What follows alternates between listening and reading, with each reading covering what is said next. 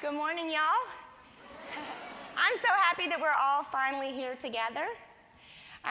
When Paul and Amy asked me if I would stand up here and speak to you and tell you a little bit about my TPT story, I really didn't even know where I was going to begin, because how do you even begin to talk about how much it has impacted and changed not only my life, but other people around me's lives. So I'm gonna start with, I don't wanna really just focus on the money that I've made, because that really hasn't changed me. It's helped me, but it certainly has not changed who I am as a person. So I don't really wanna focus on that yet. I wanna kind of start with my story before TPT, okay? I was born in now I'm not gonna go back that far. Y'all were getting worried, like, oh, we're gonna be here all day. Before TPT, my story is going to sound very familiar to many of you. I was struggling because I was a teacher.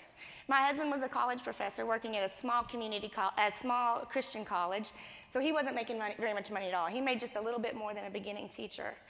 We were struggling. We both got paid once a month, and that money had to stretch for the whole month. And a lot of times we would get to that third week, at the end of the third week of the month, and we didn't have any money left. And we had 3 small children. So we had to try to, what can we do? So we had a huge penny jar. You know, you used to get those big water jugs. So we put all of our change in there, and that was our emergency fund. And at the end of the month, we would usually be sitting around that jar, counting out piles of coins, rolling them and taking them to the bank so that I could go to the store and buy groceries to get us through to the end of the month. So it was rough. Okay? My husband has 2 PhDs, and I have an ed specialist degree, and we did not get those degrees to be smarter or to even further our careers, because you pay for those degrees, and with what you get extra from where you work, you're never going to pay it off, right? So we didn't get those degrees for that reason. We got those degrees because we were running from our student loan payments. We were trying to defer those student loans as long as possible. Yes. So we did have 2 incomes coming in our house. So I know you're probably thinking, well, okay, I'm a single teacher. I have 1 income coming in, and I'm struggling a little bit. But if I had another extra income coming in, I would be okay. Well, my brother, JR, was in an accident when he was 13 years old. And my mother was a single mother, working to take care of him. My sister and I were already out of the house. So she was a single mother. He was in the hospital in intensive care for over a year. And then when she brought him home, he needed round-the-clock care. So she couldn't work for all that time. She still can't work because she's still caring for him. So as the oldest child, the responsibility fell to me to not only struggle to support my family, but to support her and my brother as well. So to say that we struggled is a huge understatement.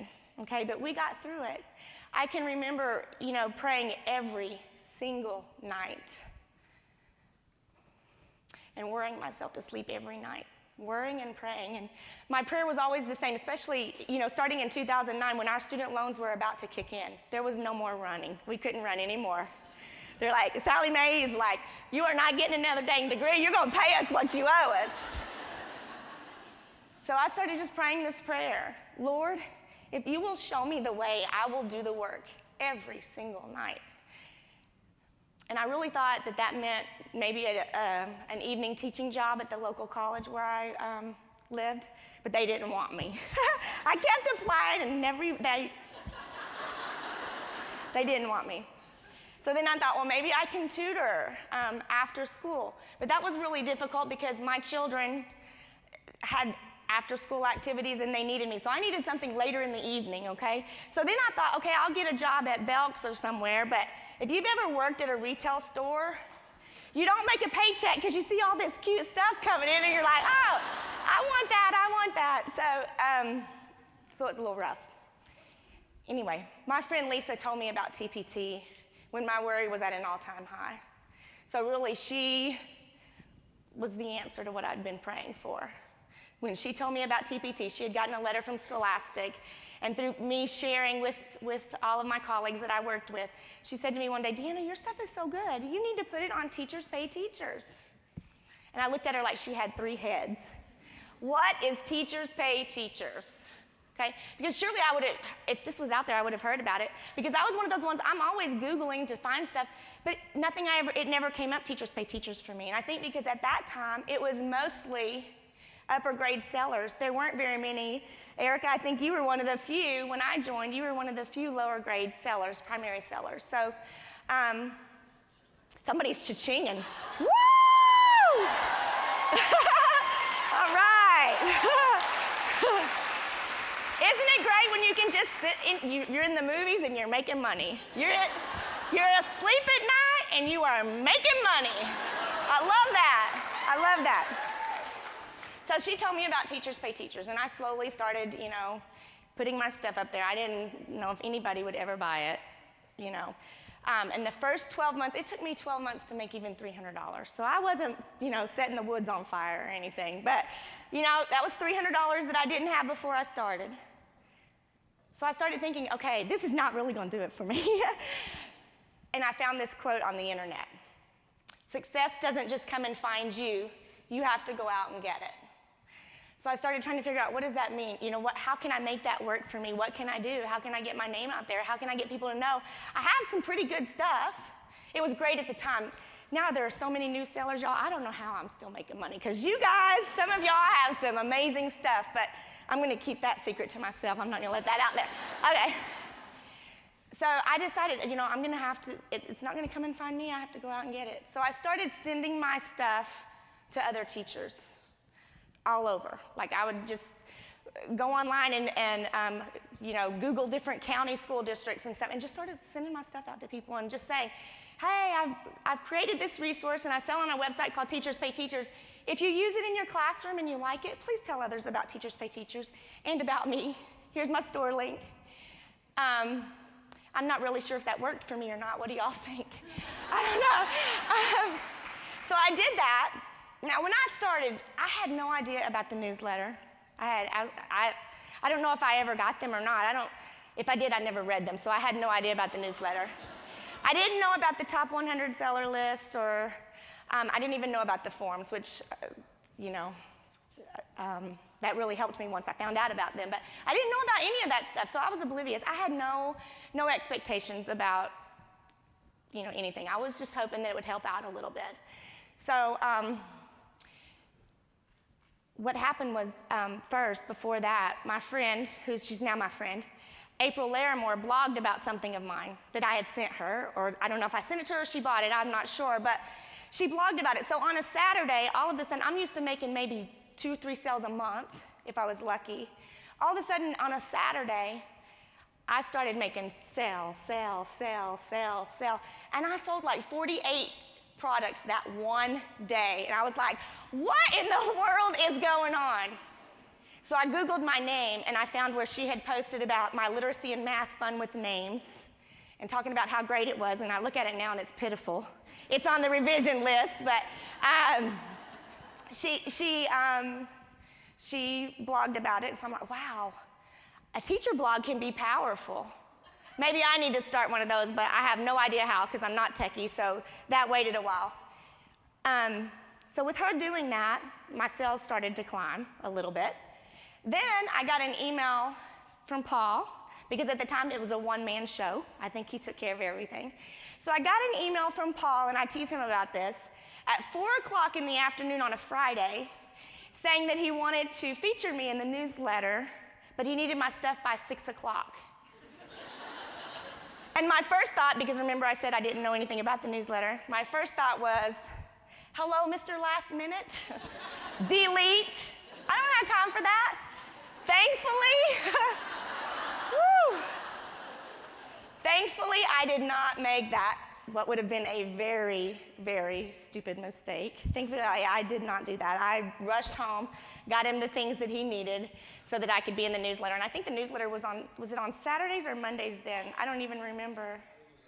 On Mondays, okay. So I was featured in first, I rushed home, got him all that stuff, sent it to him, and then he's like, thanks, I think I'm gonna wait till the following week now. Okay, so it was the following week.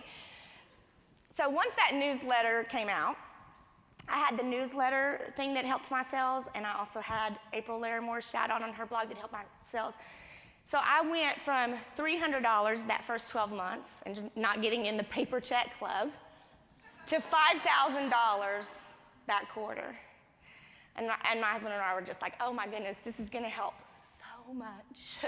We were able to put a little bit in savings and so that we had a little cushion to draw from and to pay off the bills from the people who had been calling, and we're trying to not, hello, no, I'm her daughter, Deanna Jump is not home. So I was able to, pay them so they'd stop calling me. So $5,000. Then I started thinking about, okay, that blog post was huge. So I need to start a blog.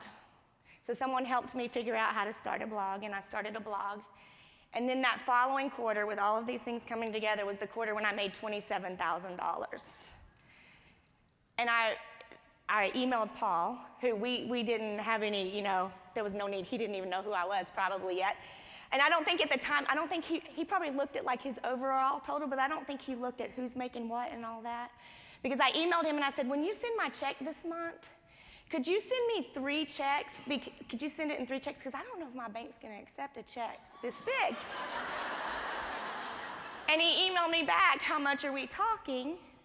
I just emailed back $27,000. And right away, he emailed back, and it was all caps, holy.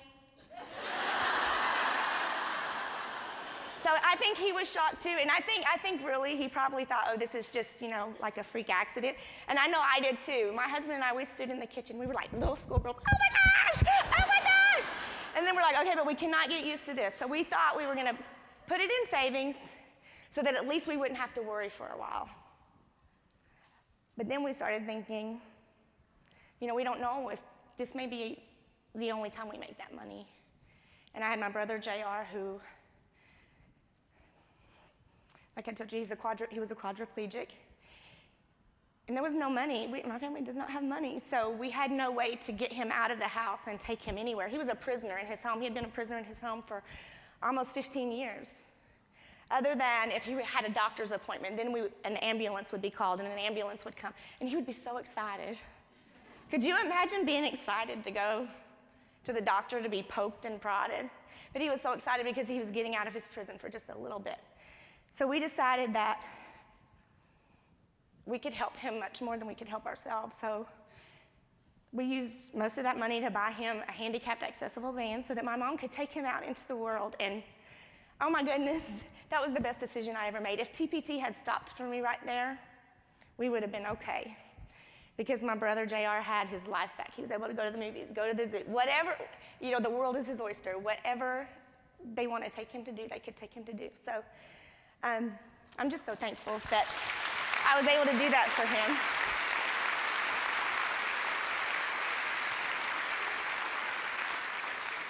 But thankfully, that's not where my TPT story ended. It went on, and it has just been an incredible journey. I can't even imagine what my life would have been like if I'd had to just continue to worry constantly. And so many of you sitting here today, you may be new sellers or your store hasn't taken off yet. And you know what I'm talking about with that worry, but I would just say to you, keep going. Somebody earlier told me they were a small fish. I'm like, just keep swimming, okay? If I had given up, I know at the end of that first year, I told my husband, I don't know if this is worth it, and it's gonna cost me $60 to renew this. And he said, you made $300 last year and only spent $60. Spend the $60, we'll figure it out. Okay, so I'm glad I did that because I've had so many wonderful things happen to me because of that, but even better than the wonderful things that's happened to me, and that I've made so many great friends. All of my friends right here. And so many of you that I've met here that wouldn't have been possible for that. So here's what I'm gonna say to you. Step out of your comfort zone. Figure out a way to help you find your TPT success. Collaborate and network with other bloggers, other sellers. Okay, this isn't a competition. We're all in this together. And success isn't measured in the amount of money that you make. Okay, I love the money. I'm not gonna say I don't because I sure did not like having to worry constantly. But that's not where my success is measured.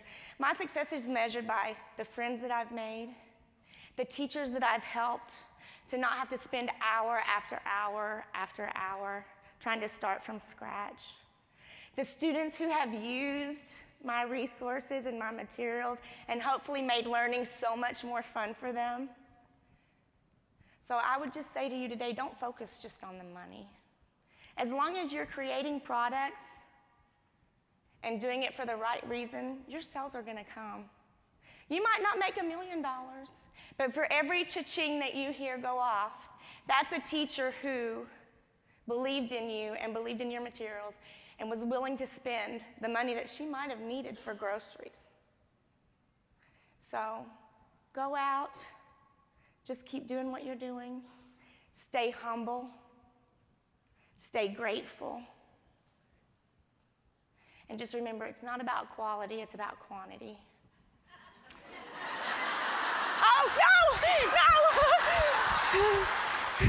no, it's not.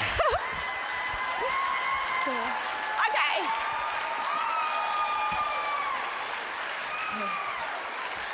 Well, that might work for some of you. I don't know. I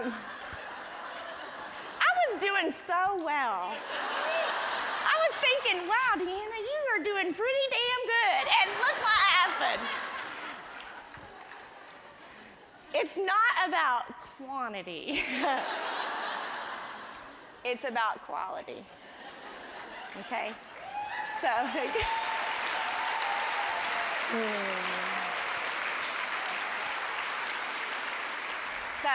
thank you for listening to me, and I wish each of you a wonderful TPT success story. Thank you.